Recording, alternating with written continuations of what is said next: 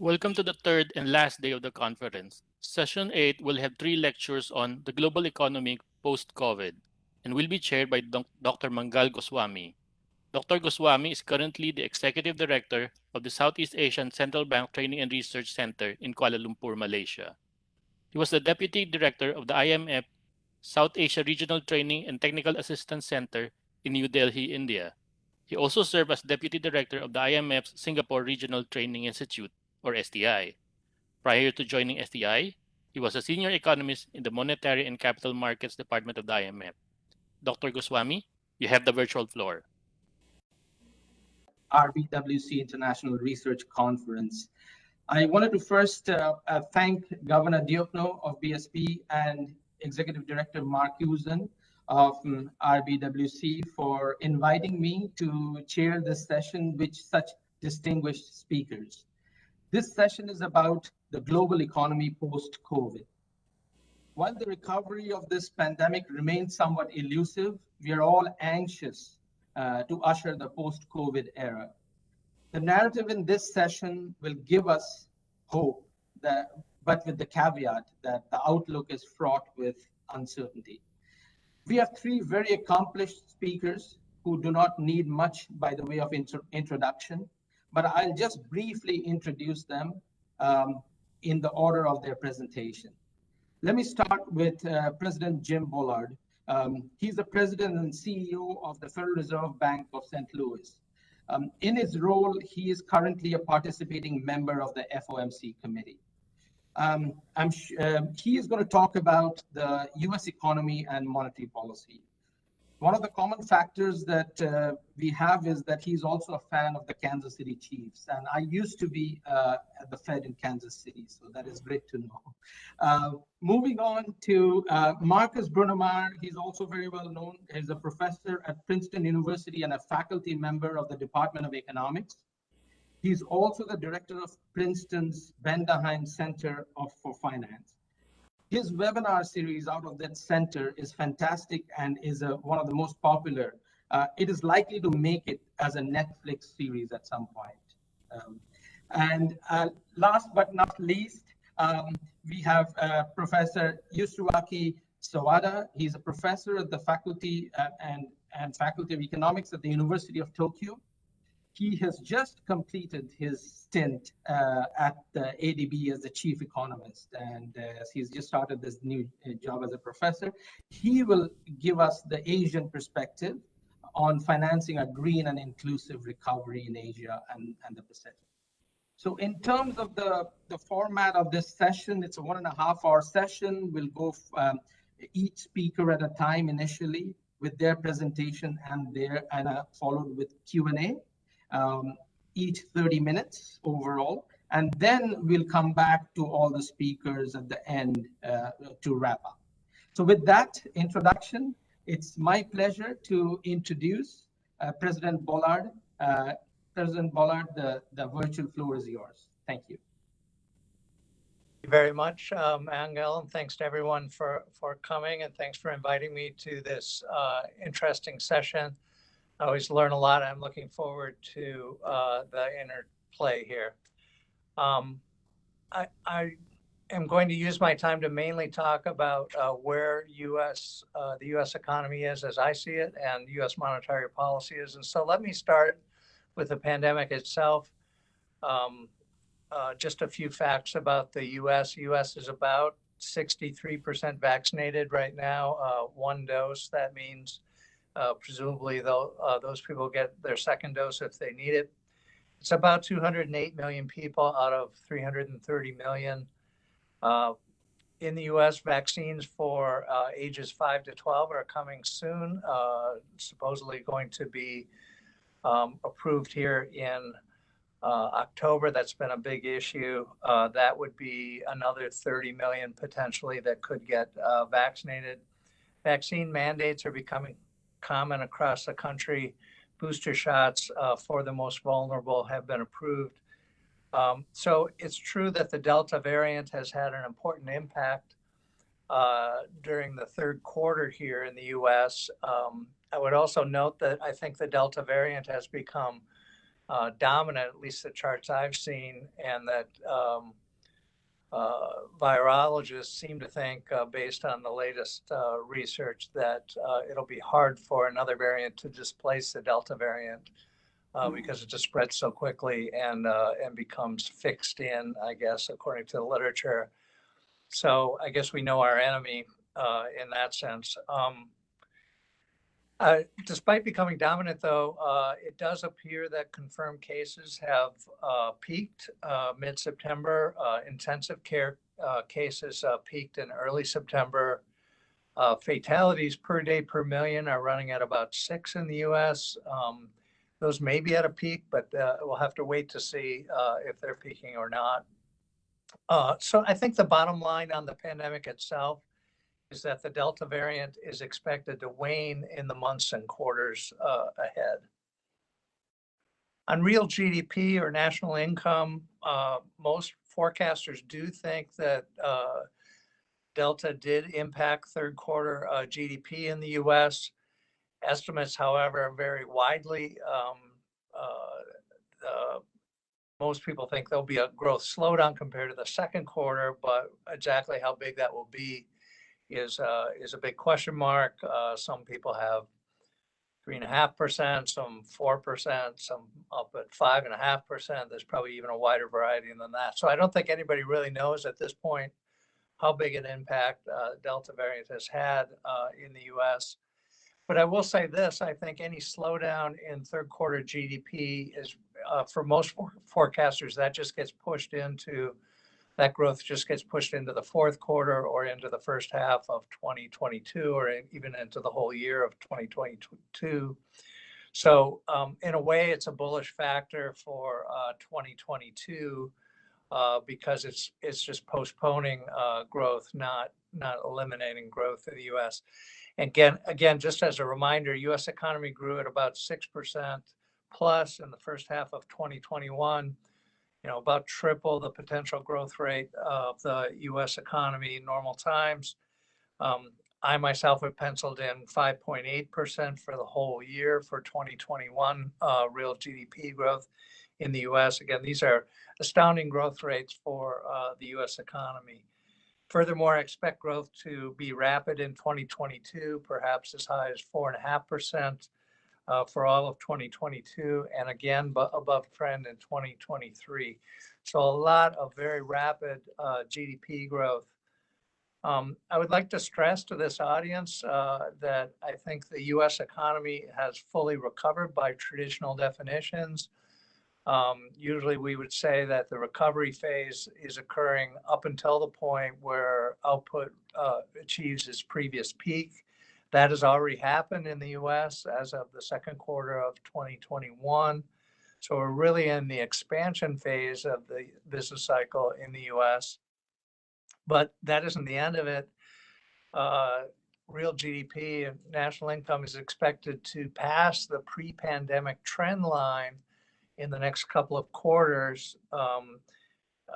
We'll have to see exactly when that happens, but almost all forecasters have that happening soon. So this is not really a down and out economy. This is a fully recovered economy in terms of national income. And so the US economy has continued to do very well, even in the face of the human tragedy associated with the pandemic. And again, that passing of the previous trend line, that didn't happen after the global financial crisis. After the global financial crisis, output fell and did start to recover, but never got back to the previous trend line. So how did this happen? I'm not going to dwell on it here, but I have three factors jotted down. One is monetary policy, especially in the March-April 2020 period, where monetary policy was very aggressive, and especially after the March 15th all-day Sunday meeting of the Open Market Committee. The monetary policy was designed and determined to avoid a financial crisis on top of the pandemic, which could have occurred. None of that actually happened.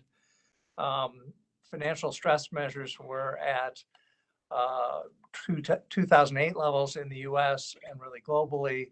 around that time period, but subsequently fell sharply and have been at low levels since then. So I think, number one, we avoided a financial panic that could have occurred on top of the pandemic. Number two, fiscal policy, the response of fiscal policy in the US to the pandemic was very aggressive. I've called this the keep households whole policy, which means that the most disrupted workers in the nation were the high physical contact workers were essentially asked to stay home to invest in the national health and could not work during this period, but the federal government insured people through various channels and small businesses through various channels and allowed them to have enough income to pay their bills and their rent during the pandemic. This policy has been so successful that personal income in the US is actually above the pre-pandemic trend line and has been above the pre-pandemic trend line the entire duration of the pandemic. Not only that, but a lot of those funds have been saved on the order of about $3 trillion still today in an economy that's around $20 trillion. So this is a very substantial fiscal response that allowed disrupted households to continue to consume and to pay their bills during the pandemic. This prevented damage from occurring that would have otherwise occurred during the recessionary period and has allowed the US economy to come back quite quickly, even before the pandemic's over, and the pandemic isn't really over yet. And finally, there's been very adaptable businesses and households during the pandemic that have responded to the new mortality risk that's been on the scene, but businesses have learned how to produce their good or service in a way that meets market conditions. And similarly, households have learned to consume in ways that meet market conditions. And so both sides have been able to adapt to the circumstances, even though we've had a very large human tragedy. US labor markets are tight. I've been citing the unemployment to vacancies ratio, which is at a historic low.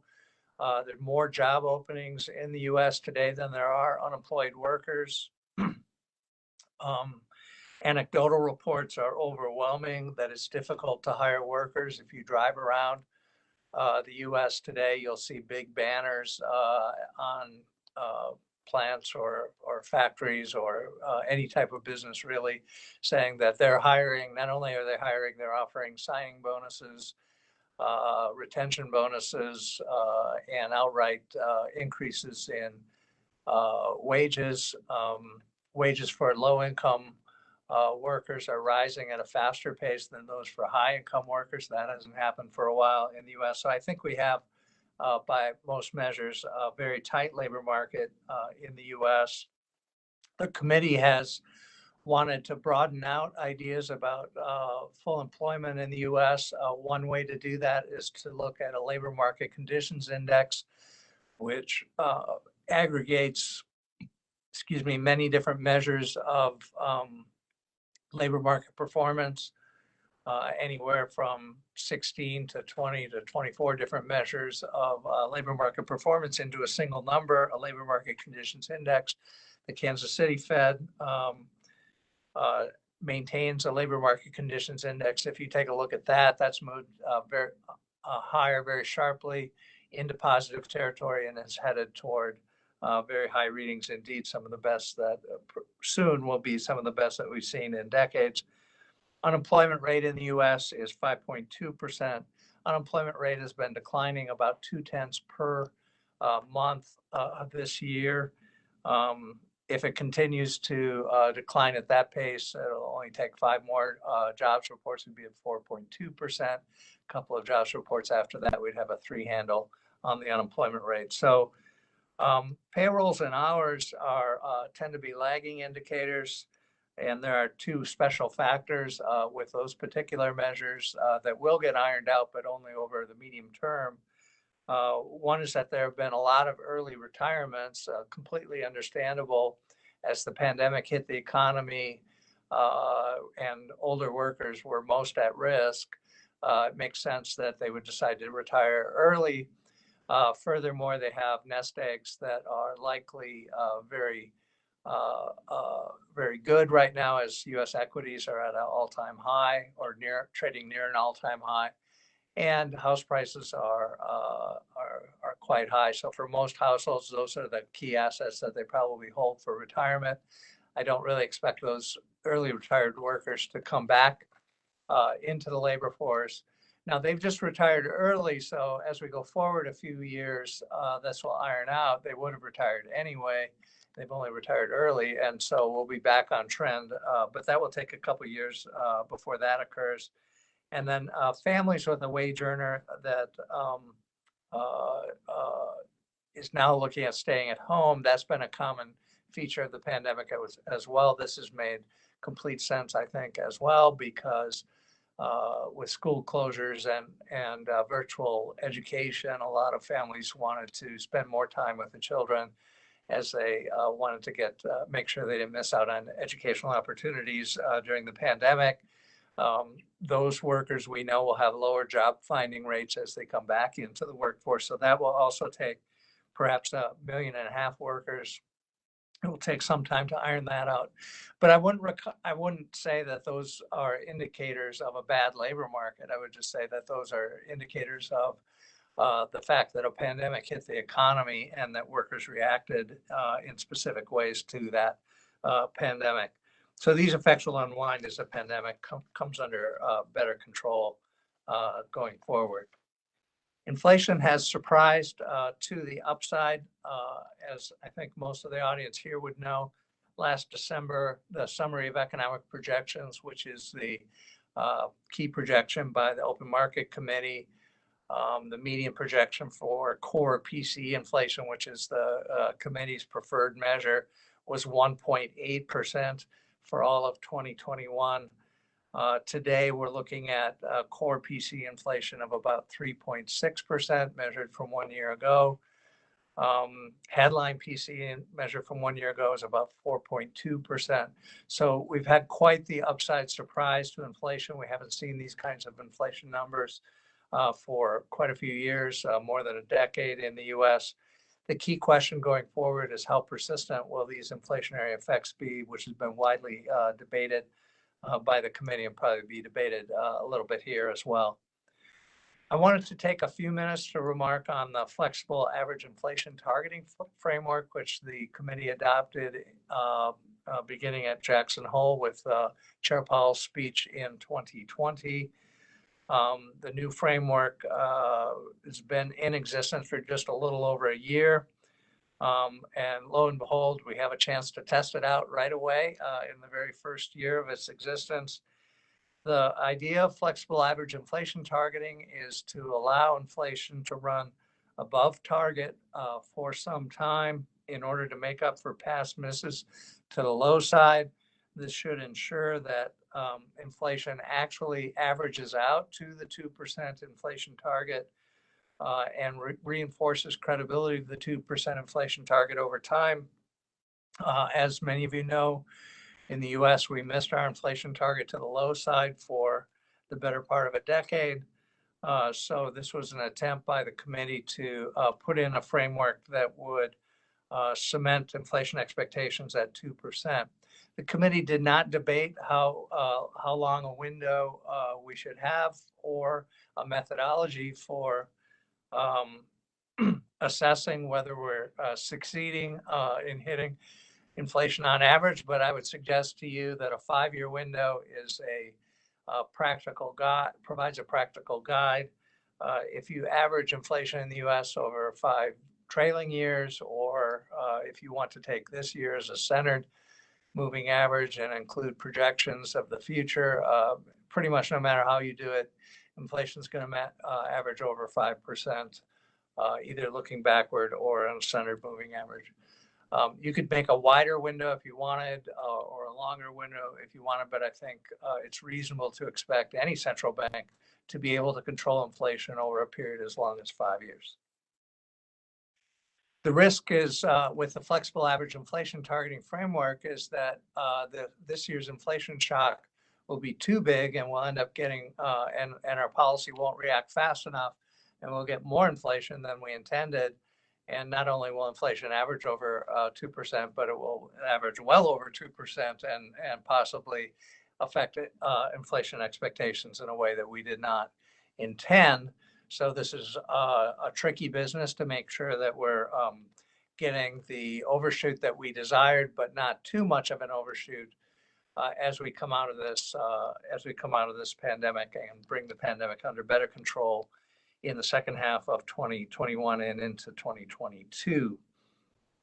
So the risk management approach to monetary policy that I've been advocating suggests that we should take this inflation risk seriously. We certainly are expecting inflation to moderate, but I want to be prepared for the case where it doesn't moderate as much as hoped, and that we're able to keep inflation under control in that scenario without disrupting the economy or sending the US economy or the global economy into recession. The current US monetary policy is to buy about 120 billion of US Treasuries and mortgage-backed securities each month. This was put in at the height of the crisis in March, April of 2020.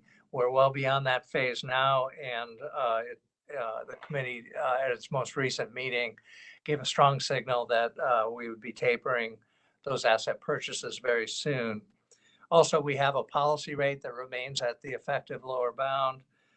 So the tapering process in 2020, beginning in 2021, is a first step toward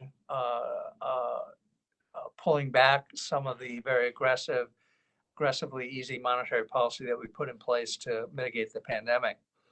I think a good question for this group and anyone watching US monetary policy is, where do you think the US economy will be in the spring of 2022 when the tapering process comes to a close?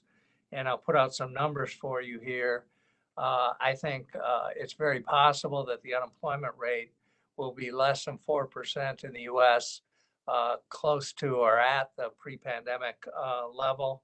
I think it's very possible that inflation will still be above 3% on a core PCE measured from 1 year earlier basis. And I think it's also likely that output will be above, national income will be above its pre-crisis trend at that time. So those numbers sound pretty good, arguably as good as the pre-pandemic economy, except you've got higher inflation and you've got your policy rate still at the effective lower bound, not at the pre-pandemic level. The pre-pandemic level of the policy rate was 1.5%, not close to zero where we have it today.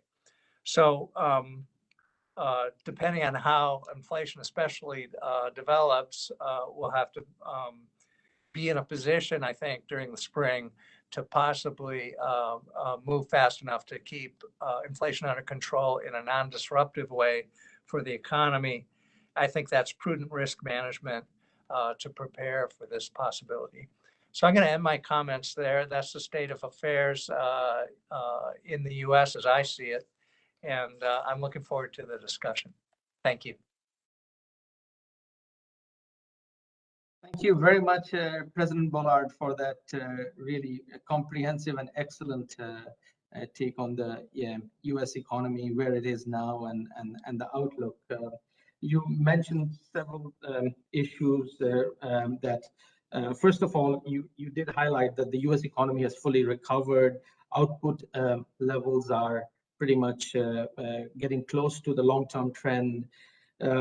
So it really sort of begs the question that, what are your thoughts on the likelihood that the dynamics of inflation in the US could be more persistent than perceived now, given that the supply chain disruptions are much more global in nature, from semiconductors to shipments to shipping and labor market shortages. And this is also compounded by the fact that the aggregate demand and aggregate supply mismatches could be more amplified if fiscal policy and the fiscal impulse of upcoming infrastructure bills were to further, make this aggregate demand run faster than aggregate supply. Would be very much interested in your thoughts about, you already did mention about inflation, but the persistence of inflation. What are your thoughts? Yeah, I think, the committee's meeting that was just completed last week did have a new summary of economic projections. One piece of that is that many participants thought that there were risks to the upside on inflation. They all, basically moved their inflation forecasts up and said that there were inflation risks to the upside. Much of that's coming from the channels that you're describing. I think it's taking longer than many might have anticipated to bring COVID under control. I think globally it will take longer, and that's going to create more supply disruptions and more difficulties in pricing around the world as we're trying to put the pandemic behind us. So I do think there's upside risk. Sometimes people say, well, these are supply shocks, and so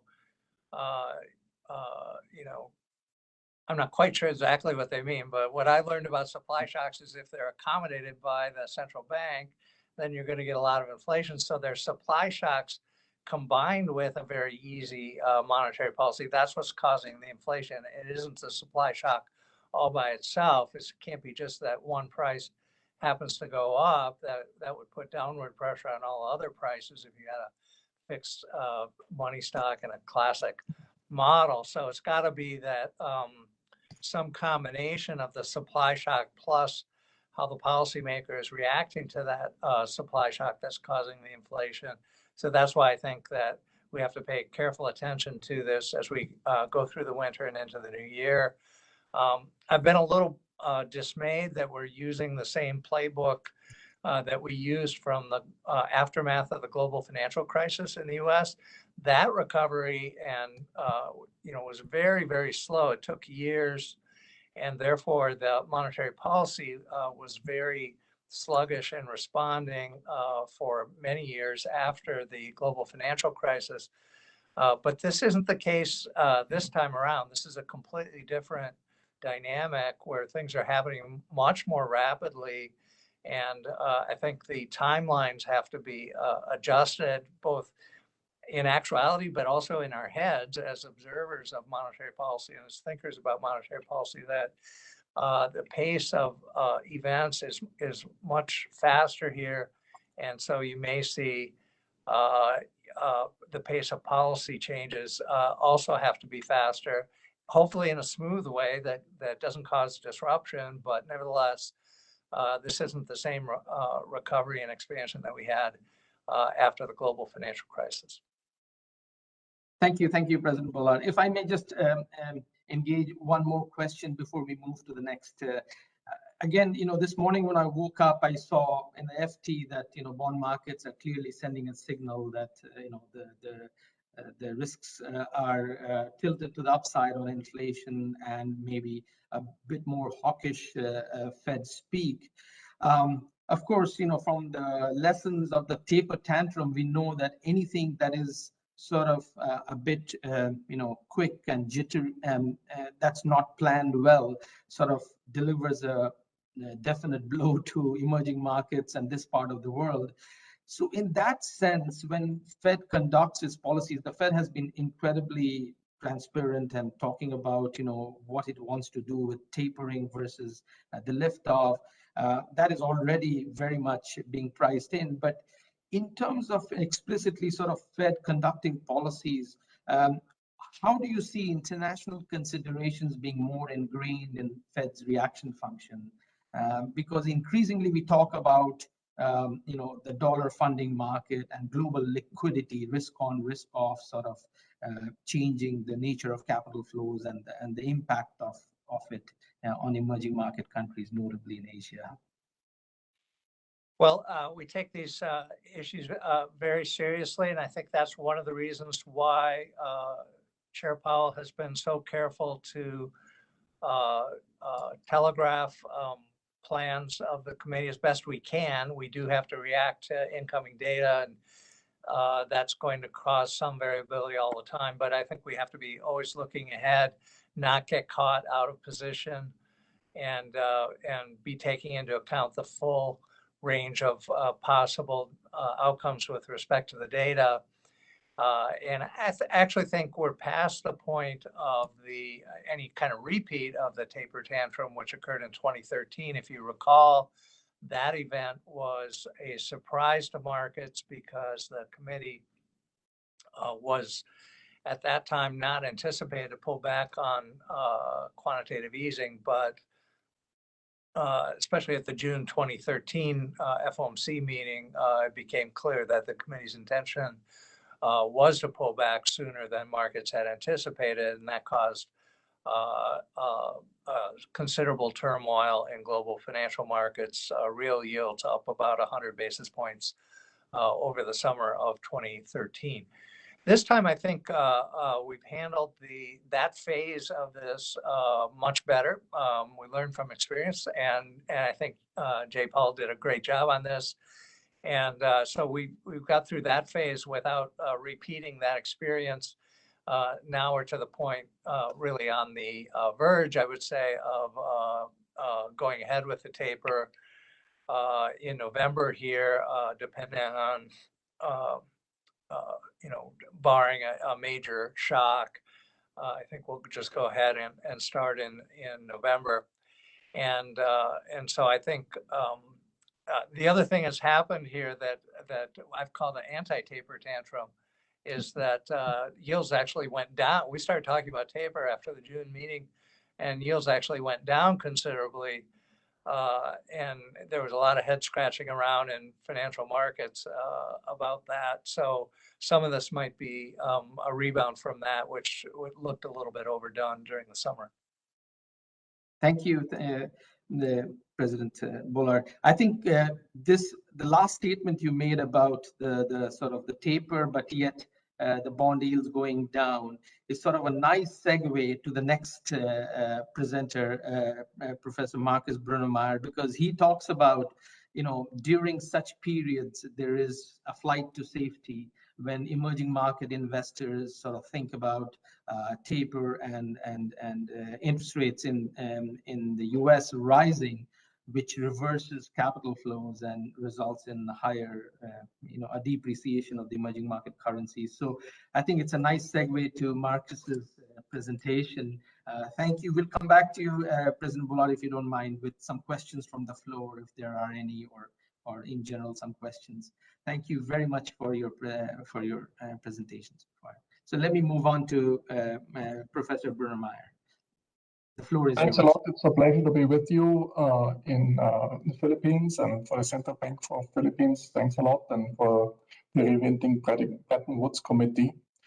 As Mangal said, I'm trying to connect here, go more international. So for the international monetary system, how to make the system more resilient. And this is based very much on some work I did with Sebastian Merkel and Yuli Sanikov on a safe asset perspective of looking at things, and also some recent book I wrote on the resilient society. So we talked already just about taper tantrum, but if you look at capital flows during the COVID 1990, I think the January, February, March 2020, in particular March 2020 was really quite telling in a sense that one saw huge drops in outflows essentially from emerging economies, much bigger than we had in a taper tantrum, which is this purple line here, or the global financial crisis, which is this light blue line here. Of course, we all know it was huge outflows, and then it came back and stabilized. And to a large extent, one has to credit the Federal Reserve in the US for stabilizing the global financial system. So there was really a great stabilization effort by cutting the interest rate and doing other measures, which really helped to stabilize the global financial system. Now, I would like to understand these capital flows from a safe asset perspective And where there might be local safe assets in the emerging economies, but there might also be the global safe asset, the US Treasury, and how to look at this. And so the way I look at a safe asset, essentially, a safe asset is an asset which offers not only cash flows, and the value is given that expected present value of cash flows, but it also offers some service flows. It's often referred to as convenience yield, but it's more than a convenience yield. It is essentially because you can actually self-insure yourself against idiosyncratic shocks. And these idiosyncratic shocks are most pronounced in times of crisis. So that's why the service flows become very valuable in times of crisis, and that's when the asset price actually shoots up. So because it offers the service flows, the interest rate or the cash flows you get from the safe asset is very low. And the service flows couldn't be the safe asset aspect I mentioned, could be just a collateral, that's often referred to as convenience yield, or it could also, your money is a particular safe asset because it also offers you a way to overcome the double coincidence of odds problem. But here I would like to focus on the safe asset component. And one characteristic of a safe asset, what I call is the good friend analogy. A safe asset is like a good friend.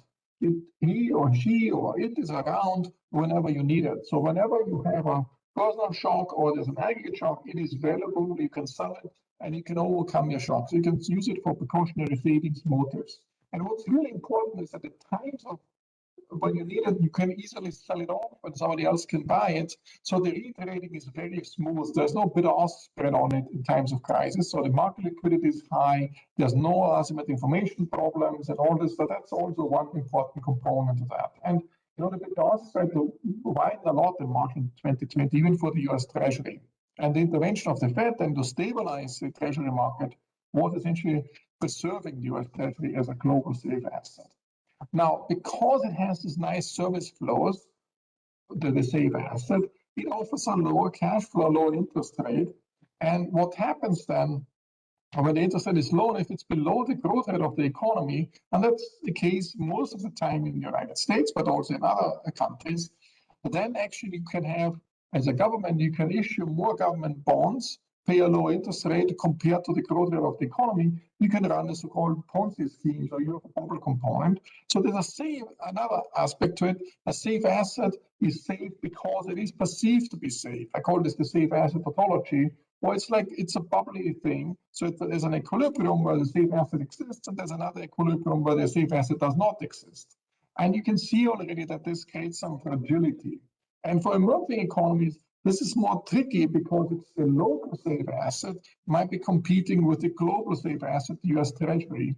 And you can see already how an increase in the interest rate in the US might actually change this competitive behavior. And I would like to focus on this competition and how monetary policy in the US spills over to emerging economies. Once you have such a perspective where the local economy has some bubbly asset, which might lose its safe asset status because the US safe asset becomes too competitive to sustain the local safe asset. So let me just explain what I mean by that. So it's the safe asset status in emerging economy might become a little bit wobbly. So what is this R smaller than G? What is this R?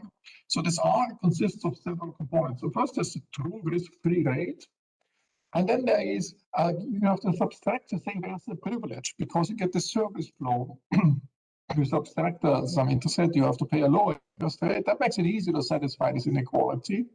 But if it's wobbly, the safe asset might also have a risk premium. If there's a danger that the safe asset status may go away, then actually you have a risk premium. So there's already a big difference here in this risk premium component. So if you look at advanced economies, typically they appreciate in times of crisis. That means this risk premium is actually negative.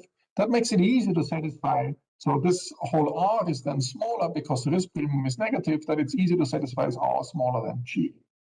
But on the other hand, if you're an emerging economy, where you occasionally lose the safe asset status, that actually creates some risk, which has a positive risk premium, and that makes it harder to sustain this R smaller than G. So that's already one big important component to understand. So what you can do is essentially, you might say, there might be flight to safety out of this safe asset, a local safe asset into the US Treasury. You can put in capital controls and other things, and I will come to that. But that's essentially one important element to understand. Now, what happens now if you have the US Treasury as a competitor? So here, what I look at the emerging economy that's has the same aspects. That's just the equation I previously just made the safe asset privilege smaller for the emerging economy, the risk premium larger and larger capital. So we have the same thing. But there's a second inequality, which means this whole thing, which is R, has to be larger than the dollar risk-free rate, okay, in order to be attractive. And in a sense, in order to maintain the local safe asset status, you have to actually be sandwiched between this condition on the one hand, this inequality condition, which said, the risk-free rate, including the safe asset privilege and the risk premium, has to be sufficiently smaller to below G in order to have this nice feature where you can, issue interest rate bearing bonds at a low interest rate and so forth. But it also has to be that your interest rate has to be larger than a dollar. So you're essentially sandwiched. And you can see what happens then if the US raises the interest rate, this conditions becomes harder and harder to satisfy, and it becomes potentially so hard to satisfy that the first condition, so you can raise, of course, the interest rate in the emerging economy, becomes that the first condition becomes more difficult to satisfy, and just the prospect that the interest rate will go up might make it safe asset status, you might lose it, so the risk premium goes up, which hurts the first inequality as well. So a lot of this risk is actually endogenous and self-fulfilling, so you have the danger because the US might raise the interest rate, the risk premium goes up in the emerging economy, and that kills essentially this nice inequality, and then suddenly the inequality is not satisfied. And because it's not satisfied, you have essentially the safe asset status going away. Now, this risk is endogenous. It's a self-fulfilling expectations. You can have a safe asset or you cannot have a safe asset, and this will affect the risk premium you have, which is the price of risk times the exogenous risk, but here we talk primarily about the endogenous risk. And not only is the risk premium endogenous, the growth in the economy is, of course, also highly endogenous, because if suddenly there's the danger of the safe asset status being lost, that also hurts the growth in the emerging economy. So you have two layers of multiple equilibria. You have, on the one hand, you have the standard and invite speculative attacks things, but you also have this loss of safe asset status. And the safe asset status is like a bubble. It's a self-fulfilling bubble and can burst and then suddenly lead to this capital outflows and flight to safety. Now, let me just look this through the cycle. So I would like to use that to look at the monetary policy spillovers from the US, or a risk off, risk on a cycle. You can take both cycles. So I start without capital controls. US Treasury is a competing safe asset. And in the initial phase, let's say the US interest rate is very high. And then in this next phase, the interest rate will be very low. That's the case which is currently ongoing. So we have a low US interest rate. Actually, the emerging economies are quite competitive to have their own safe asset at the low interest rate. And they might have this safe asset status with this probably convenience yield going on. And then suddenly the US interest rate might go up, and then the whole safe asset, the bubble phase, becomes more wobbly. And then it actually might be suddenly the flow will go the other way. So here's a schematic way to look at this economy. So there's an emerging economy with a certain government.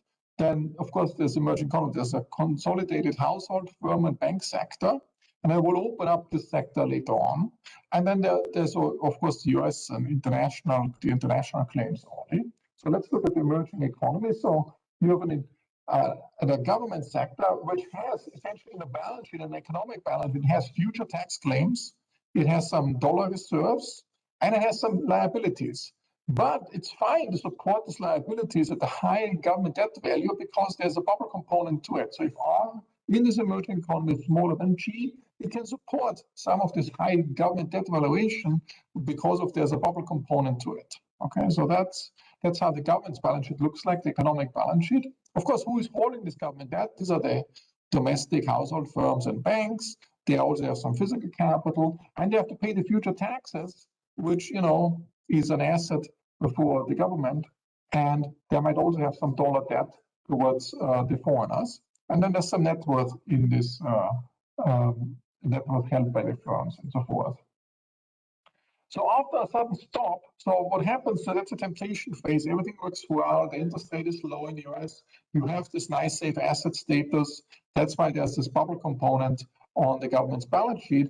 Now there's a sudden stop, the bubble component goes away, and you don't have this bubble component anymore. Now you also, but the government debt was still there, but it has to lose value, either through high inflation or partial default or whatever it is, you lose this value.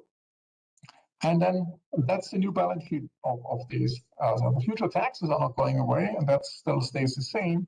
You have still, the physical capital has to shrink, you sell some physical capital, and the government debt value is going down as well. So that's a crisis phase where you have done that. So the question is, how can you have an integrated monetary policy framework or a framework, a policy framework, where is it, how would we assess consistency of the policy mix between monetary policy, the FX intervention and capital controls, and also micropotential thing, and to what extent our monetary policy complements to the other policies where you use FX intervention, capital controls, and micropotential frameworks. So the first thing is, the policy measure is like, as I mentioned before, if the US cuts the interest rate like in March 2020, that's really makes things very, very easy, and that's helpful in a big scheme. But what can the emerging markets economy do in order to stabilize once the interest rate goes up in the US? And so they can prop up the fundamentals. That's one, an exposed policy, or they can support the bubble. Okay, so that's one approach, is to say, okay, we just improve the growth rate of the economy, so G is going up, so this inequality condition is actually more easily satisfied because our G is higher. That's a very long-run thing. It's not so easy to do at a short notice. The other thing is to say, okay, I support the bubble. What happens when the bubble bursts? Essentially, people leave the country, and instead of, if I go back to the previous slide, so instead of having good dollar debt, so before the sudden stop, there's huge dollar debt, and people use government debt as a safe asset. So the economy uses a safe asset to retrade the government debt, and then they go into debt, in dollar debt, and have on. But after this goes away, that they hold essentially as a safe asset to do this retrading and self-insurance, precautionary savings, not only with government debt, but also with US treasuries. So that's a big shift in the emerging economy from having dollar debt, and suddenly citizens would like to hold some dollar assets in this, and that makes this big shift. So in order to stop that flow and make sure that the domestic debt still stays and is used as a safe asset with retrading, of course you can impose capital control, so you avoid these outflows. You can also, what you can do, we can make your debt more attractive in a sense to make sure that the central bank acts as a market maker of last resort. What I mean by that, to make sure that the market functions well of the government bond. So you have a really well-functioning small bid-ask spread. So whenever has some of this idiosyncratic shock, you can easily retrade using the domestic government bond. And you can also support your, essentially, whenever there's an FX attack. So when there's outflows, you support it and you use your own reserve. So that's a very tricky issue. So these are certain policies. You can classify the policies. One is fundamentals. The other one is essentially supporting the safe asset status or the bubbly safe asset status by having these other policies. Now, these are all exposed situations. Once you go away from the temptation phase into some the other phase. Exactly what you can do is you can prevent that you have too many capital inflows, where you can build up reserves. So these are ex-ante policies to make that. So that's essentially what you could see in the policy, the actual policy work, and I think President Bullard was referring to that. So you had in the US, you had first this huge outflows of capital from the emerging economies, and then the Fed was reacting very swiftly and very forcefully through various measures in order to anti-sandwich, to don't do the sandwich phenomenon. So the G is going down, everything is sandwiched, and the Fed was releasing essentially by lowering the interest rate, but also including all the swap lines and all the other FEMA Treasury Repo facility and so forth, really stabilizing dramatically the financial system. This is hugely to be applauded as a big success. Now, what I have not really said much is about macropotential policy. So I talked about the temptation phase where you have the safe asset as an emerging economy, and then there's the crisis phase, but I haven't really said to what extent can ex-ante macropotential policies help. And in order to study this, I have to open up the consolidated balance sheets of the household firms and banks. Now I only have households and firms, but I move the banks out of it. So I make the banks separately. So now the whole balance sheet structure in the economy looks a little bit more involved. So it's the same as for the government. The government, these guys have government bonds, the households and the firms, but the banks also have some government bonds. And then there's the households hold some deposits, which are liabilities on the banking sector. And physical capital is still as we had before. There's the net worth of the households, there's some net worth of the bankers, and there's a piece of, let's say, emerging economies debt, which is, some of it is held. So there's some, loans granted to firms or to households in form of mortgages that shows up here. So that the new economy looks something like this. And then there's dollar claims to households and firms.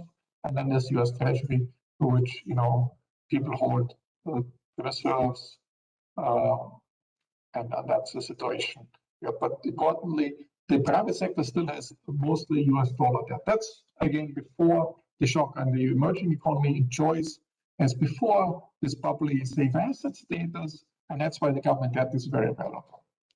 And what happens now if there is an amplification with the financial sector? So if the banks, what they do is to diversify this idiosyncratic risk away. So that's the role of banks, that they can actually take some of this idiosyncratic risk away. And then there's now a shock, and the dollar debt appreciates, and that leads to this paradox of prudence among the banks. So what happens is that banks typically, what banks do, they extend these piece of loans to the households. Some of these loans are risky. Banks take them on the balance sheet and diversify these loans away. So some of this idiosyncratic risk is going away through diversification. That's what the banks do in this framework. Now, the banks do this to some extent, but when there's a negative shock, they shrink the business model, so they diversify less idiosyncratic risk away. That means the households and the firms have to hold more idiosyncratic risk because they can't offload it to the banks, and then they can diversify it away. So the households have to hold this idiosyncratic risk, and the firms have to hold it. That means in the portfolio choice, households and firms, now they have to hold more idiosyncratic risk. They actually want to have more precautionary savings and more safe assets. The demand for safe assets is going up. And we saw this in the COVID crisis, and everybody wants to hold safe assets because there's more idiosyncratic risk floating around.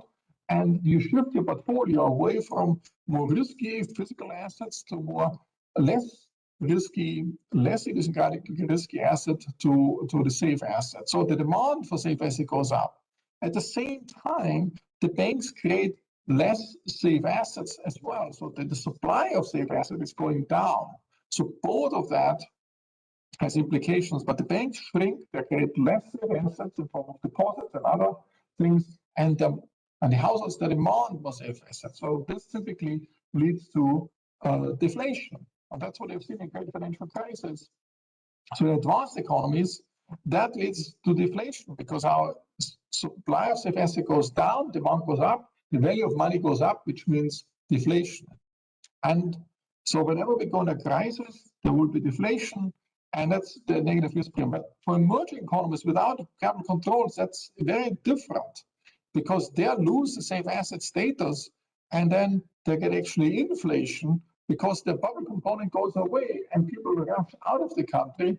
And so they create inflation. So it's a very different dynamic. So if the banks shrink after the setting and everybody wants to have more safe asset, instead of staying in the country, they go abroad and go to a different country. And hence, whenever there's a negative shock, this will create inflation. That gives you a positive risk premium. So it's a very different dynamics compared to what advanced economies have. And that's why you get typically this twin crisis.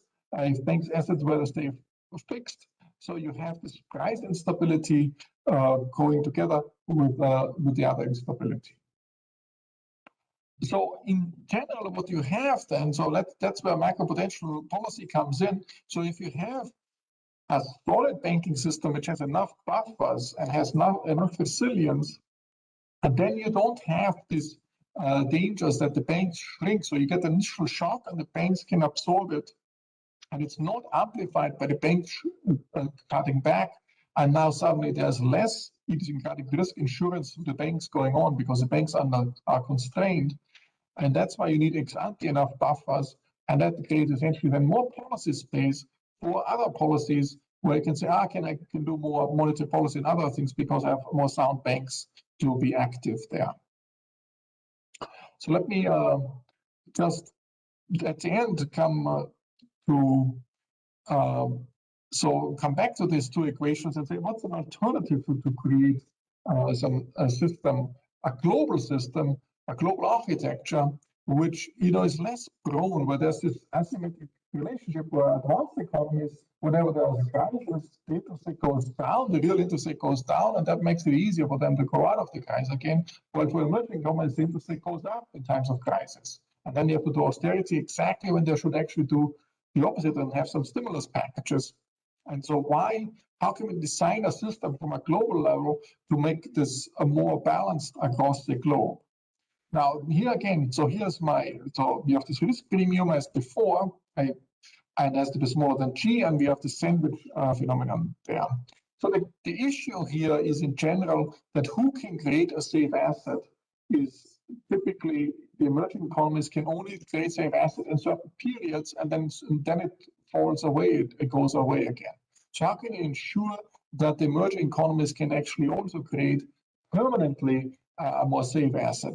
And the problem is this asymmetric supply of safe assets. So we have certain countries like Germany, US, Japan, they can supply safe assets all the time, emerging economies occasionally, and then they get trapped whenever the monetary policy and this advanced economy change. And here the proposal is the following. You can actually create a safe asset even if your own bond is not is a little bit more risky, like creating a pool of government bonds across various countries. And then you tranche this pool into some senior bond. I call this the global safe asset or global safe bond. And then a junior bond. And the junior bond is protecting the senior bond. This makes the senior bond safe. So the first there is some pooling that diversifies some country risk away. And then there is some tranches where the junior bond is also protecting the senior bond. So what the tranching really does, and that's the new insight essentially, it's really this endogenous risk premium is actually now concentrated in the junior bond. And the senior bond doesn't have this endogenous risk premium anymore because it's concentrated in the junior bond. The junior bond protects the senior bond. And the pooling also provides some commitment. Of course, you might say, how can a country do this on its own as well? What this pooling does, it brings many countries together. And you cannot just you cannot legally stick to this tranching arrangement. But if it's an international agreement, then you can stick to this tranching. You can just not default only on the senior bond and not on the junior bond. If it's an international agreement, many countries are involved, and if there is some default, you have to default first on the junior bond. You can't just change national laws where we default now on the senior bond. That's a big advantage of having this across countries. But the big idea, or the idea is that you get this risk premium, which is always there. You concentrate it on the junior, and then you can actually generate a senior bond, and that's your safe asset coming from emerging economies. And then the safe asset supply is more symmetrically supplied across the globe, not concentrated in certain countries. And that leads to these capital flows. Whenever there is a shock, there is a rush into safety, and the safety is not equally distributed across the globe. It's concentrated in certain areas, advanced economies. So let me conclude. So monetary policy affects risk premium. In particular, the US monetary policy affects the risk premium you have to pay on the government bonds in emerging economies. There's a fragility in the safe asset status. So you can have a safe asset, but it is always the case that the risk rate plus the risk premium is smaller than G. But what the risk premium is depends what people believe how likely is it the safe asset status will go away? And the second thing depends very much on the US interest rate. If the US interest rate goes up, then it's much harder to sustain the safe asset status in the emerging economy. And that's how the monetary policy spillover come into play. So once you have the safe asset perspective, you see how powerful US monetary policy is in affecting the global economy. And in order to manage that as an emerging economy, we would like to have the right policy mix in place. Some is to make the fundamentals go better so you can grow the G more, but many of the immediate ways is to support the safe asset status or the public safe asset status, and you might temporarily impose some capital controls for that. But from a more structural, long-run perspective, I think what the world needs is a more symmetric supply of safe assets such that this sudden stops and sudden flows of capital which occur because of this bursting bubbles or flood bursting safe asset status bubbles. That's not the case, and you can do this through some pooling and branching and developing this Goswami framework. So let me leave it at this, and thanks a lot for giving me this opportunity to present my ideas with you. I very much appreciate it. Brunnermeier, thank you very much for the thought-provoking presentation. Really excellent. In the interest of time, I'll club my questions together. If you can respond, that would be fantastic. We do not have a specific question from the floor yet, but we will have them later on. Very quickly. Sorry? Sorry. Yes, your you're presentation. You're fine. You're fine. I think it's not. Now I can hear you. You're not sharing. So, of course, in terms of the integrated policy framework, if anything, Asia is probably the practice is running ahead of theory. And indeed, credit to the policymakers in Asia, notably small open economies, there is a significant use of the policy mix of, monetary policy, FXI, capital flow management, as well as macroprudential. So on that front, clearly there are some lessons to be learned from this part of the world. Nevertheless, a framework like this really lends a lot to the broader rigorous thinking about it. In that sense, Professor Brunnermeier, my question is sort of twofold in the sense that, of course, presumably we in the post-GFC period was a period of temptation phase in your work. Are we entering a wobbly period right now, given what we are seeing in terms of the global normalization and notably of the Fed interest rate, Fed normalization? And does this mean this is even more amplified by fiscal spending because the net present value clearly will be even more amplified with the discount factor as it increases? So with all this, is this wobbly phase something that we should worry about, and how should policymakers manage this transition in emerging markets notably? And tied to that, this whole solution, which is probably more of a medium to long-term solution that you provide on the this bond Goswamis, which is a pool. In that sense, I wonder, taking lessons from the mortgage crisis in the US, can the subordination of default risk to a junior bond sort of elevate the senior tranche to a status where investors, or be it an SPV, it will be sort of clean from any kind of potential default? Ultimately, the underlying assets, the underlying economies are still going to see some kind of pressures, especially going forward as we see debt going up. So, and also, the scale of funds that you may need to have be deployed in this SPV would be in multiples given the flow of capital flows. So these are sort of maybe quick questions at you. Feel free to, we can always postpone it to later, but just very quickly, if you don't mind, Professor Brunnermeier. Thanks a lot, Professor Goswami. So in a sense, these are deep questions. It's hard to give justice to in a few minutes, but let me just try. Are we moving into a wobbly phase? I think it depends very much how much the emerging economies prepare for it. If they get ready, if they know that this is coming and prepare for it, it will be less wobbly, and hence the risk will not be so high, and hence you can sustain the first inequality condition much more easily.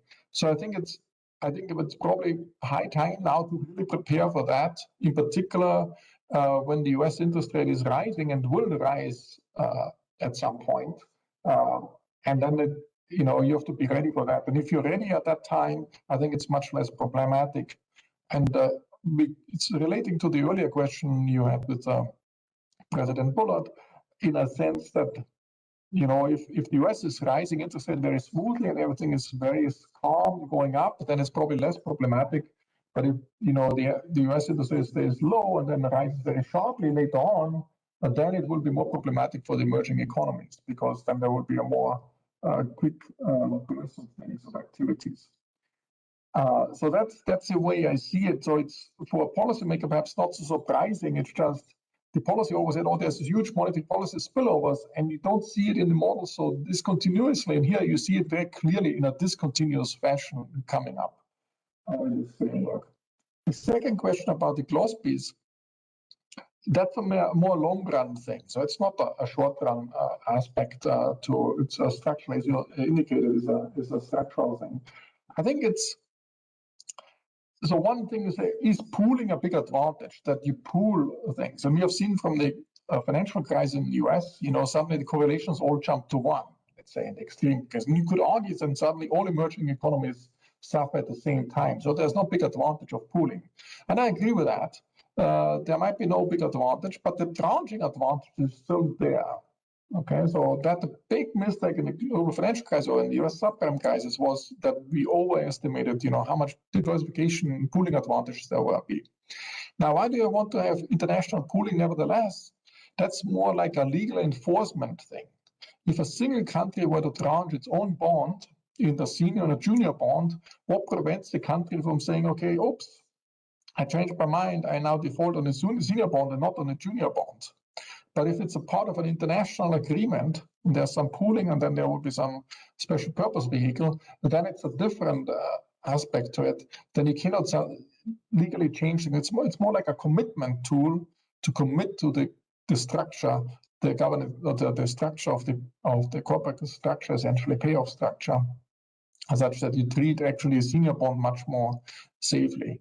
And then you can always, if you're really saying, there will be correlation of 1, and if there's a default, the recovery rate will be 50%, then, or whatever, or 20%, you can at least make a 20% senior bond, which is safe. Okay, and then you have part of the safe asset is more equally distributed across the globe, and this will actually then stabilize something. Will it solve everything? No, but it's at least 20% is nothing, it's better than 0%. Thank you. Thank you, Professor Brunnermeier. Thank you. Of course, the deeper philosophical question is, will the good friend betray you? That's, of course, for later. So let me move on to Professor Yasuyuki. He has been patiently waiting. Thank you for your patience, and the floor is over to you. Thank you very much, Mandao. And please kindly upload my presentation slide. Good day, everyone. Thank you very much, BSP and the Reinventing Bretton Woods Committee, for having me for this really fascinating conference with such a distinguished panelist. I learned a lot. President Bullard sharing with us the latest economic trend and policy changes, and also Professor Brunnermeier sharing a really fascinating theoretical framework to understand what's going on in Asia. Actually, Asian Development Outlook 3 years ago, 2018 update, we pick macro, somewhat fundamental changes in macro policies, and we set a taxonomy of different non-standard, non-conventional policy instruments undertook by Asian government. And we found, especially after global financial crisis, hybrid approach to tackle, keep macro management is already happening before COVID-19. So I really enjoy Professor Brunnermeier's presentation to understand what's going on at not only regional but the global level. So for my presentation, let me share with you two slightly different angles from Asia. First, I'd like to share with you update the situation of COVID-19 and vaccine rollouts, as well as latest economic situation based on Asian Development Outlook 2021 update, just released last week after my resignation from ADB.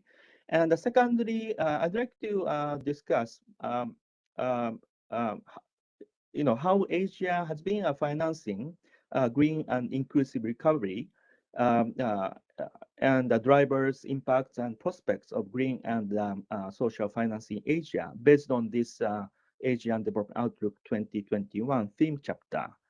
So next slide summarizes evolution of COVID-19 pandemic. So left chart shows the new COVID-19 cases in developing Asia. Developing Asia, throughout my presentation, refers to 46 low and middle and lower middle and upper middle income countries and economy in Asia and the Pacific. So left chart shows the new COVID-19 cases in developing Asia. So peaked in May, declined in June, and then rose again in July. So we see three major peaks, and especially latest peak, we can see South Asia in purple. Second peak is Delta variant, surge in South Asia in purple, and the latest peak, most recent wave, being Central Asia shown in the blue, and Southeast Asia brown. And also Pacific, we see some increase, big increase in Pacific area in COVID-19.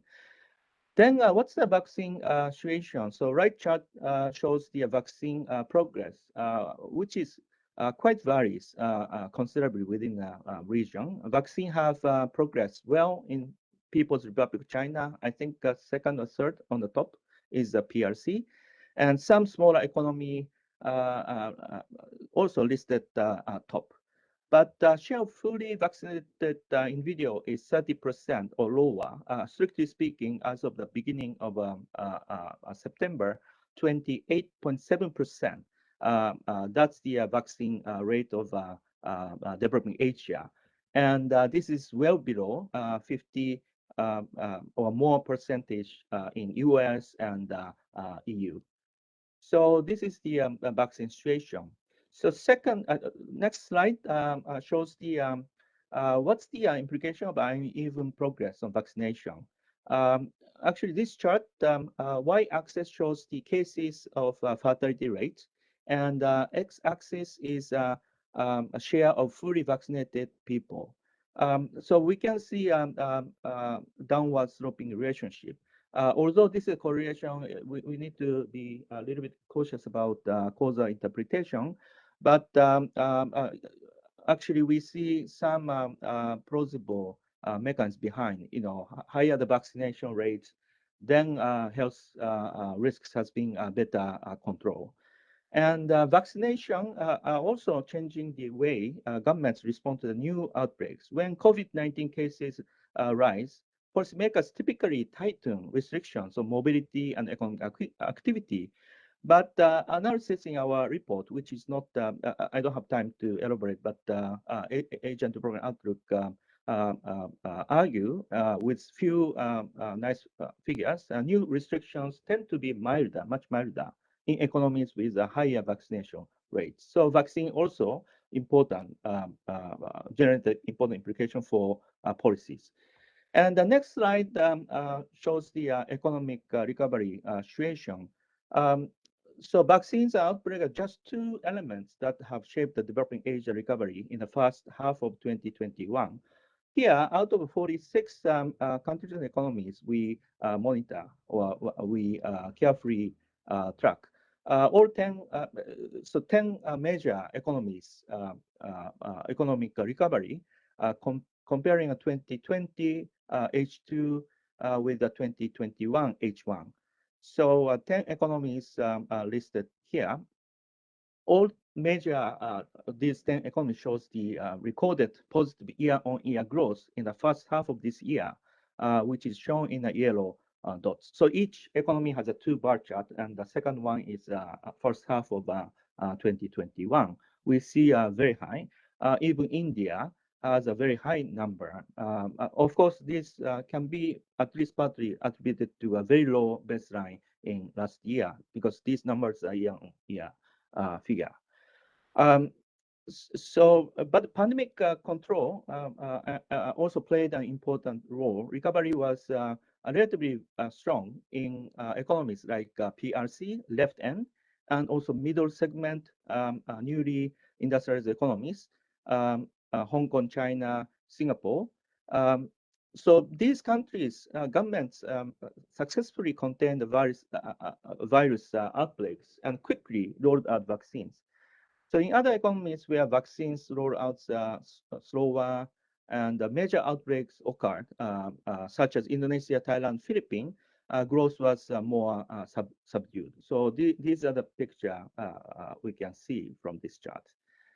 So next slide and onwards, I'd like to discuss rather medium-term recovery issue, namely issues around the financing green and inclusive recovery. Everyone talks about building better. Building better, I'd like to point, building better requires a really huge amount of capital. So this is the UN SCAP estimate just before COVID-19. Asian Pacific region, in order to achieve SDG goals by 2030, needs to invest 1.5 trillion US dollars, or about 4% of regional GDP annually. So that's the number. And again, this is the estimate just before COVID-19. Probably we can take this as a lower bound estimate of financial needs to achieve SDGs or achieving ideal building better. And ADB also did the similar investment demand estimates, and our number is 1.7 trillion US dollars annually, which is fairly comparable. In this respect, especially green and social finance, that means financing instruments designed to promote the environment and the social goals, that's really has a big proportion of building better. However, government revenue declining during the pandemic, and also government fiscal space really narrowing down during the pandemic. Private capital needs to play naturally more important role in financing green and social investment.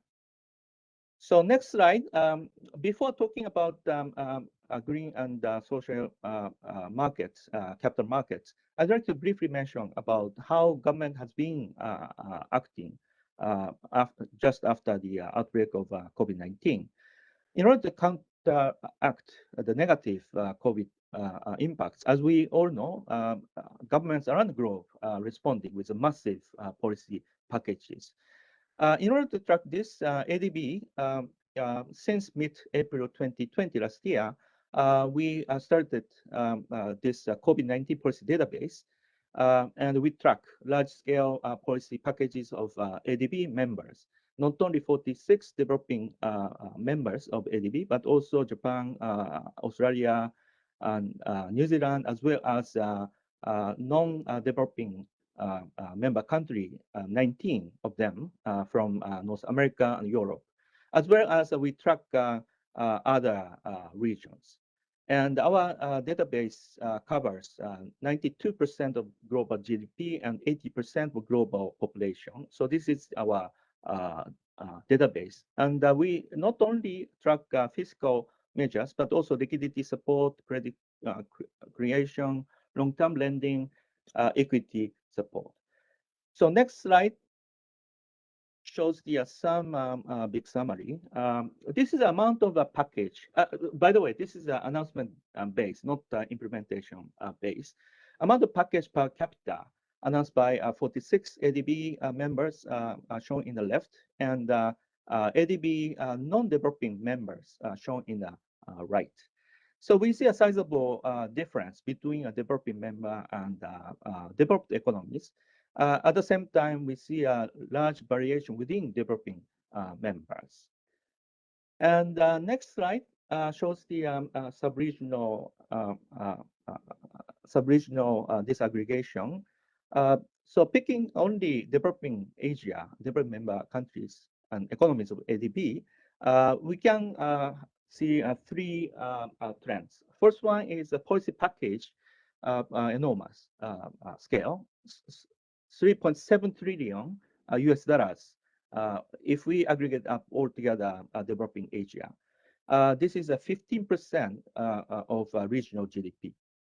Secondly, in terms of components of these measures, light blue parts, government health and income support, account for more than half of regional policy response. So naturally, social protection, income, cash transfer, income transfer to the household and businesses, these are the major part of the packages. Thirdly, on per capita basis, we see a lot of variation. East Asia provided the largest average health and income support, $1,740 per person. And then Southeast Asia, slightly more than 1,000 US dollars, Pacific 500 US dollars per person, South Asia 190, Central West Asia 150. So there's a huge regional and country variation in scale of these massive policy packages. So having seen this, next slide and a few slides, I'd like to talk about returning back to green and social finance issues. So with government, again, revenues and fiscal space really declining during the pandemic due to massive policy packages. Private capital needs to play a very important role in financing green and social investment. Indeed, green and social finance has been expanding quite rapidly globally and also Asia. And also Asia is leading expansion in emerging markets. So left chart shows the green bond, and Asia is shown in the blue bars on the bottom. And the right chart shows the excluding, right chart shows the social bond market size. Excluding multilateral institution, Asia now listed as the second largest regional social bond market after Europe. So, and the green bond bottom blue part is around 25% global green bond market. So naturally, we wonder what's the driving force behind this sharp increase in green bond market and social bond market. In the report, we basically attributed, at least partially, to stakeholders' preferences. For example, more investors now want their investment to perform well, but also be forced for good. And currently, 30 trillion, or 1/3 of all investments managed globally, is guided by ESG objectives, environment, social, and government objectives. On supply side, firms and enterprises tapping green and social finance to protect against the sustainable risks, and also to attract patient investors, generating a greater resilience through downturns like current pandemic. So I think there is some major quote preference changes of stakeholders behind this massive development of green and the social bond market. And the next chart shows the zoom into East Asia and Southeast Asia. Sustainable bond market expand quite rapidly, even during the pandemic. As you can see from the left charts, end of June 2021, outstanding amount of sustainable bond in ASEAN plus PRC, Korea, and Japan reached the US dollars 345 billion US dollars, more than doubled in 157 billion outstanding at the end of March 2019. So growth still continued or even accelerated during the pandemic. Social and sustainable bond markets grow particularly fast amid increase in awareness of social investment. Social sustainability bond now account for around 28% of sustainable bond market in ASEAN plus 3, as of June 2021. Right chart shows the around 30% social and sustainable bond. And the next chart shows the in ASEAN +3, China dominates the green bond market, accounts for around 70% original green bond market, as we can see from the left-hand chart. Korea and Japan lead the social and sustainable bond market, account for more than 95% of social bond markets and more than 70% of sustainable bond markets. So this is a situation we see a rapid increase of, broadly speaking, sustainable financial market. And I'd like to show a few studies zoom into changes in stakeholder preference. So next chart shows the our empirical micro analysis.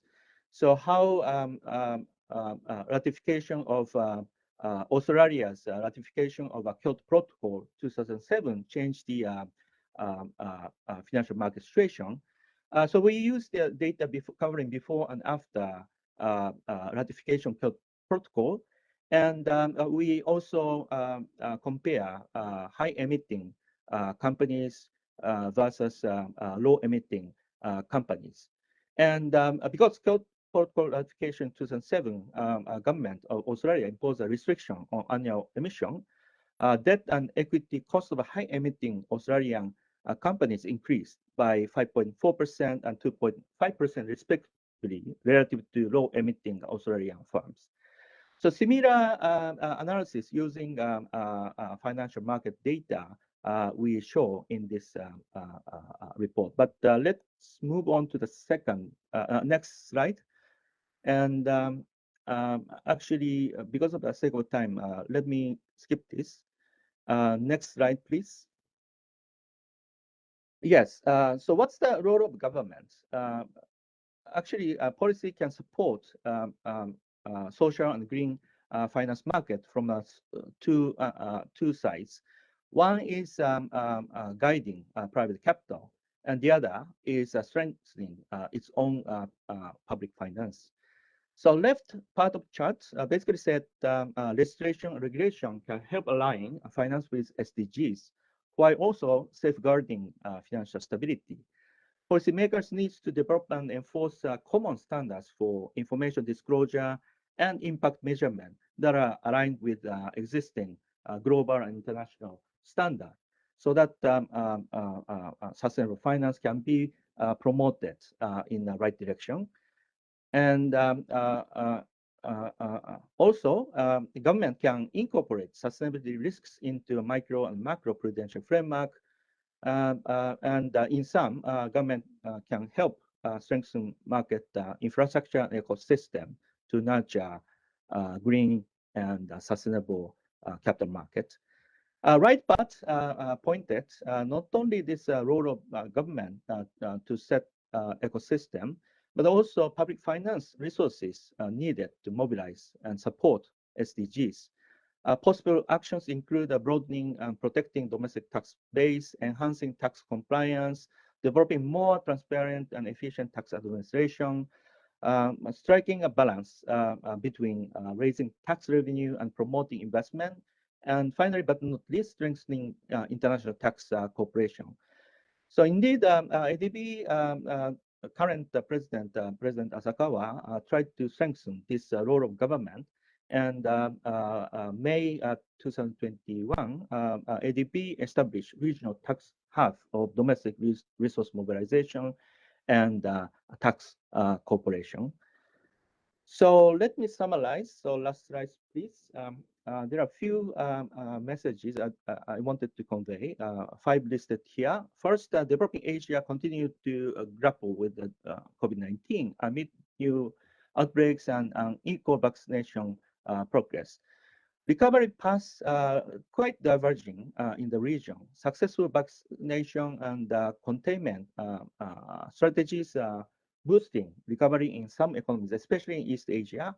But other sub-regions and other countries, such as those in Southeast Asia and South Asia, growth is held back by a rising infections and slow vaccination program. Secondly, building better requires a large amount of capital. As I said, 1.5 trillion US dollars per year. With government revenue shrinking and also fiscal space is narrowing, private capital needs to play a more important role. And the third point, indeed, green and capital social finance has grown rapidly in recent years around the world, including Asia and Pacific, reflecting major changes of stakeholders' preferences. Fourth point here is financial motives are driving companies and investors towards the sustainable activities, as I illustrated from the case of Australia, a ratification of the Kyoto Protocol. Finally, but not least, the government can play a critical role in nurturing green and social finance in Asia from two angles, as I said, guiding private capital by aligning finance with SDG while safeguarding financial stability and setting standards and criteria. And secondly, strengthening its own public finance by domestic resource mobilization and also tax reform. At some stage, I think I would expect Asian authorities and governments needs to switch a gear from fiscal expansion to fiscal consolidation. Maybe not right now, but a couple of years, they will do it. So I think this transformation of policy, government should incorporate green nurturing, green and social capital market. With that, I'd like to stop my presentation. Thank you. Thank you very much.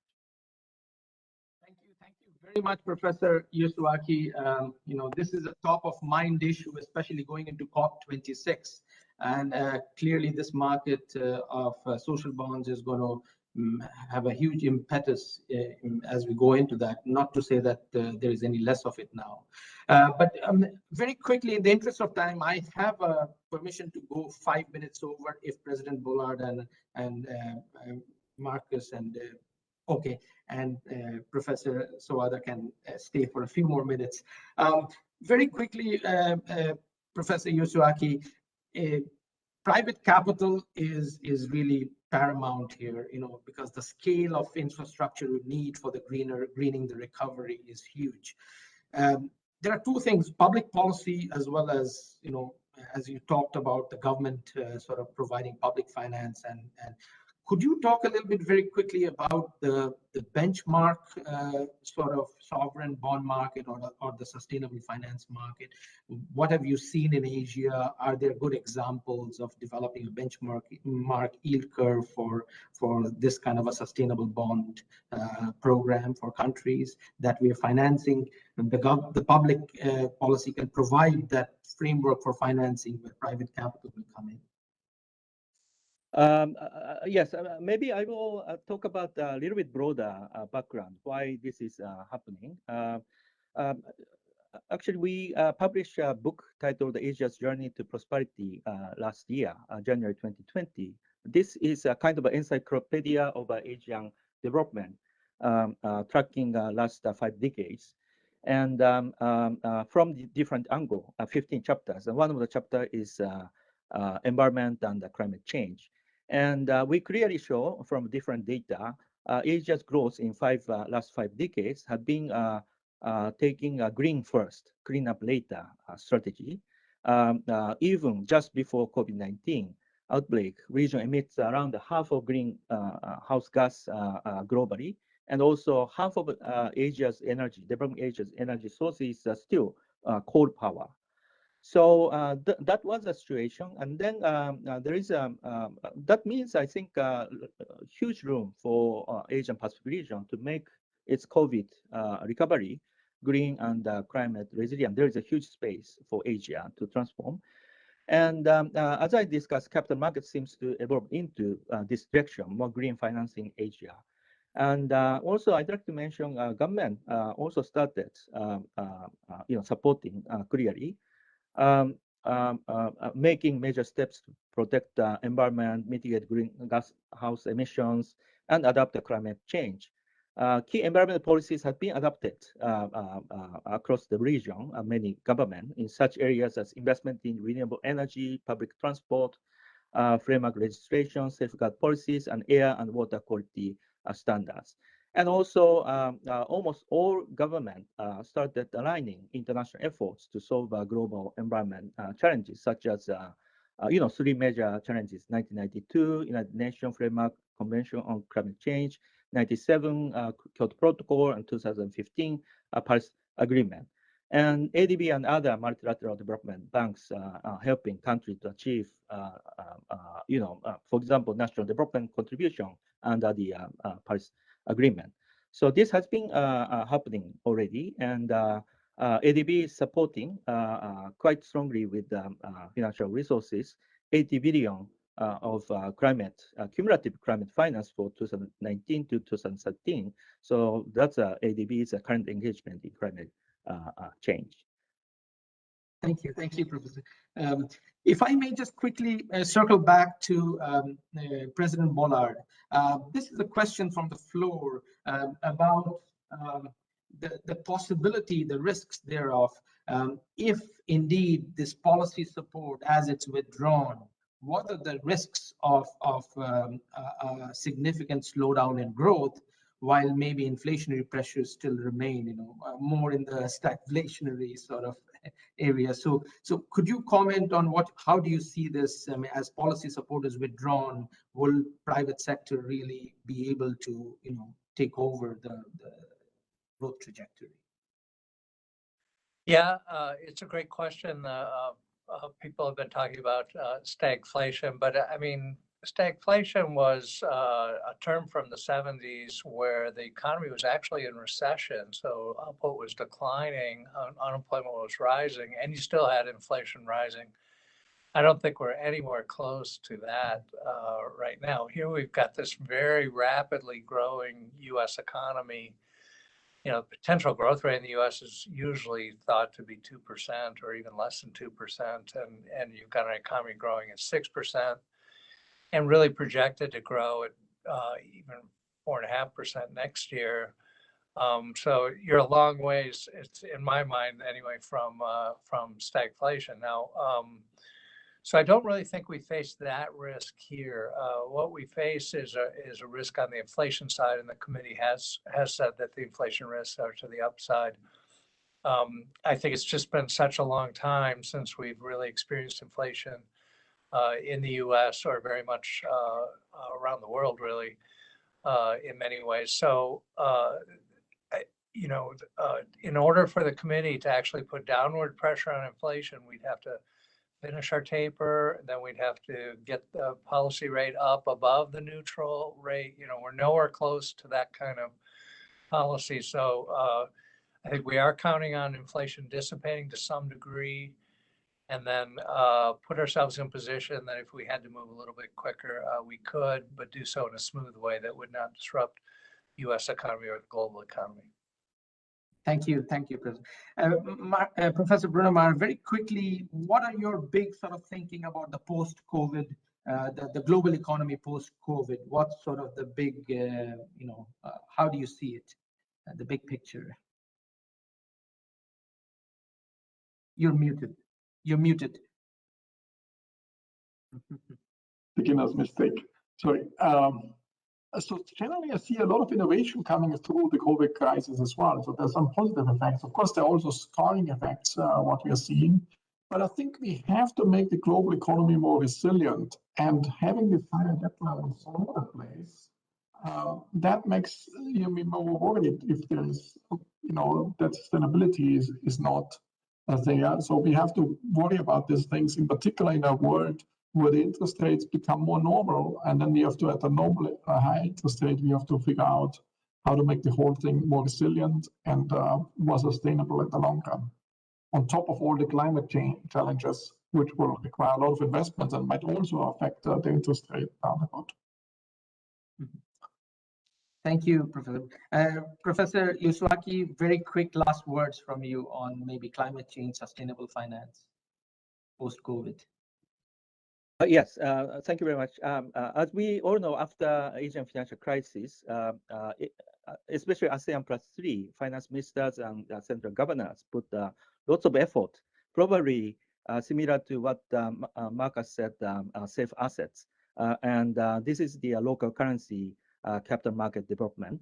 And end of 2020, emerging East Asia local currency bond market reached 20 trillion US dollars, 80% higher than a year earlier. So even in spite of the pandemic, this capital market increasingly expanding.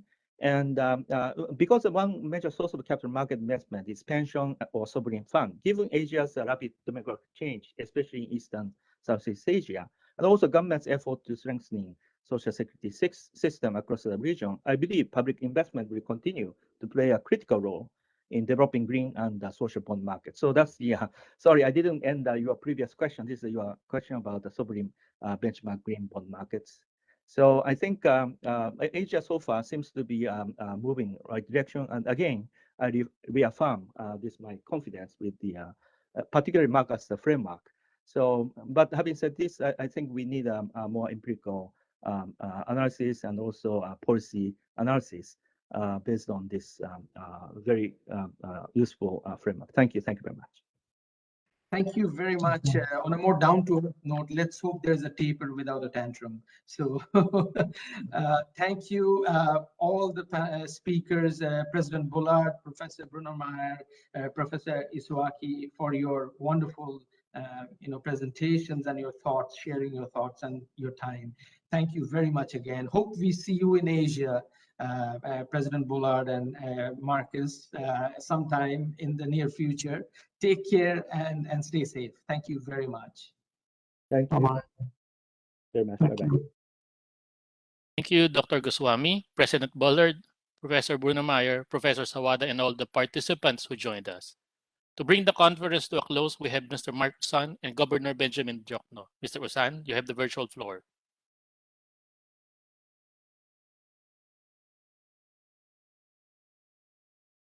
Yes, thank you very much indeed. And I would like here now just to conclude the conference that started on Monday morning and finishing now your early morning in Paris and late in the US and morning in your time. First, to thank all our speakers. I think we started this conference with the research department early March to really think about the post-COVID-19 environment. And it reminded me what Professor Larry Summers said this afternoon when he said, we need to think about the post-COVID era now. And I think what came up about this conference was not about really central banking in a new era, but clearly the global economy in a new era. And if I have to think about two takeaways of this conference and two keywords that have been coming all along, is clearly that we are going to face a global economy that's going to be more divergence. We need to think about maybe a new global financial architecture because we are going to face with global new challenges. But at the same time, we see, unfortunately, that it's going to be more and more difficult to achieve a global consensus and global cooperations as we are seeing global governance shifting as more and more countries are reasserting, their powers. So in the context of this unfortunate, dramatic change happening in the global governance, we see also in the macroeconomic framework, also major changes.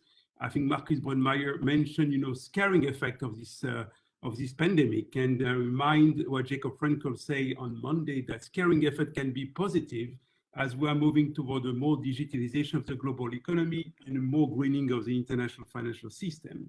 We talk a lot also about innovation in payment system.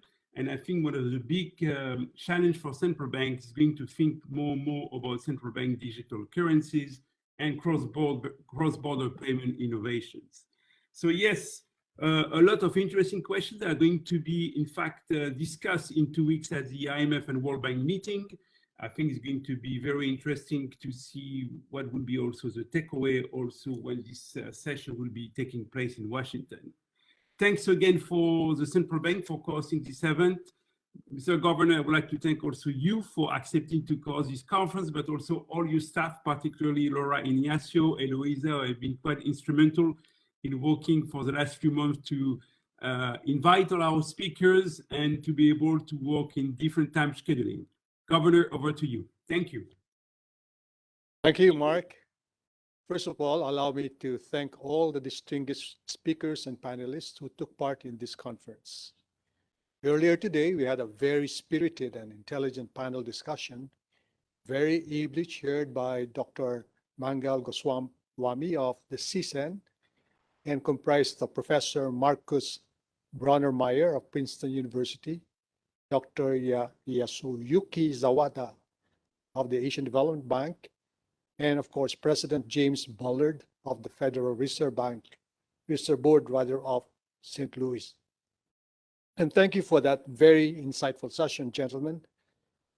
On behalf of the Bangko Sentral ng Pilipinas, it is my honor to close this three-day conference jointly hosted with the Reinventing Bretton Woods Committee. Indeed, central banking has been irreversibly changed by the ongoing global pandemic and its attendant economic and financial fallout. This conference is an attempt to gain a better understanding of the challenges confronting monetary authorities and seek to define feasible policy measures as developments in the economic, financial, and public health environment continue to unfold. The conference began by an examination of the policy responses by central banks to the pandemic in the context of multifaceted, multi-stage, and evolving crisis as characterized by a generating process, fully outside the traditional realms of the economy and financial systems. Inevitably, it has been recognized that the policy options, both for crisis mitigation and resolution, as well as for laying the groundwork for post-COVID resurgence, are all nested in the varying success of public health outcomes.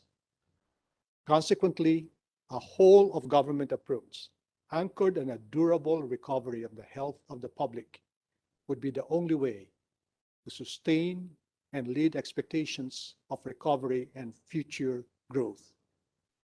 The final session on the post-COVID global economy provided a venue to discuss policy responses of an advanced economy, impact of changes in the international monetary architecture, the implication for policy collaboration, including central bank cooperation going forward.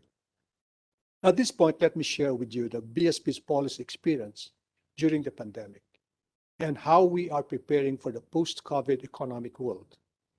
The BSP has implemented a series of extraordinary liquidity enhancing measures to mitigate the adverse spillovers of the pandemic to the financial system. These measures fell under three categories. First, were measures to boost market confidence and availability of low-cost credit resources, such as cuts in the policy rate and the reserve requirement, that are meant to influence banks to reduce their own lending rates, thereby promoting credit-taking activities, as well as increase the volume of loanable funds. Second, were extraordinary liquidity measures to the national government to help fund COVID response measures. These measures include the central bank's purchases of government securities in the secondary market from banks. In addition, we provided provisional advances to the national government in the nature of bridge financing to support the national government's broad-based pandemic response programs. This temporary financing is capped, time-bound, and authorized under the BSP Charter, and was fully settled within the time frame provided under our charter. Third were regulatory and operational relief measures to maintain stability of the financial system and ensure public access to financial services. Yet the BSP recognized the limits of what monetary policy can do amid the pandemic. Thus, even as the BSP is ready to deploy additional policy measures to ensure sustainable recovery, the heavy lifting should come primarily from fiscal authorities. While the nexus between monetary and fiscal policies has expanded during the pandemic, the BSP continually recognizes and preserves the natural boundaries to preserve central bank credibility. The BSP has stayed committed to its primary mandates which is to maintain price stability conducive to sustainable economic growth. To ensure this, the BSP's strategic monetary policy communication approach played a critical role. Indeed, the effectiveness of the extraordinary measures implemented by the BSP depends on how clearly and credibly the BSP was able to explain to its stakeholders the nature and intent of its policy interventions. Meanwhile, digitalization of payment transactions, which became useful during the pandemic, is the subject of BSP's 2020 to 2023 Digital Payment Transformation Roadmap. The roadmap aims that at least 50% of the retail payment transactions should be in digital form, and that at least 70% of Filipino adults should have financial accounts by 2023. Regarding sustainable finance, the BSP is at the helm of enabling the financial industry to embrace the principles of sustainable development and drive investments to activities that will promote climate resilient, green, and sustainable growth. As the Philippines slowly emerges from the pandemic, the challenges facing monetary policy are now markedly different as compared during the pandemic. The post-pandemic era could pose challenges relating to the BSP's exit strategy from the accommodative policy measures it put in place in the early days of the pandemic. The challenge lies in determining the appropriate timing for dialing back the COVID-19 measures deployed by the central bank. When a sustainable economic recovery becomes apparent, the BSP will aim to implement a gradual exit strategy for the withdrawal of policy stimulus, taking care not to disengage either too early or too late, while guarding against any emerging threats to the BSP's price and financial stability mandates. Indeed, the past 3 days have been crammed with ideas and learnings that we hope would help us, policymakers, as we continue to support our economies through these difficult times. Thank you again for your participation, and I look forward to seeing you in future conferences of the BSP.